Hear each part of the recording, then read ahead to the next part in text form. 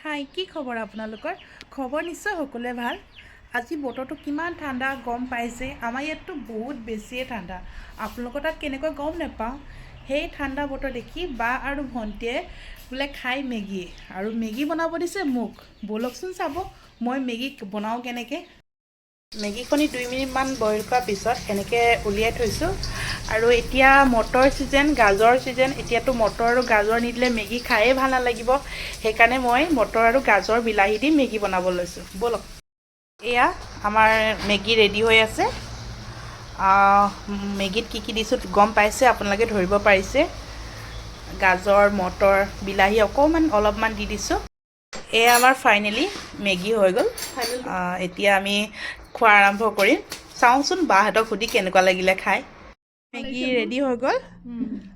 এইপিনে আছে এইপিনে ঐ কোৱা কেনেকুৱা লাগিছে খাই মজা তুমি খোৱাই নাই মজা বোলে খোৱা টেষ্ট কৰা কেনেকুৱা লাগিছে কোৱা ক জল্দি কৰ মজা মজা মজা ভাল লাগিছেনে আৰু এতিয়া মই খাওঁ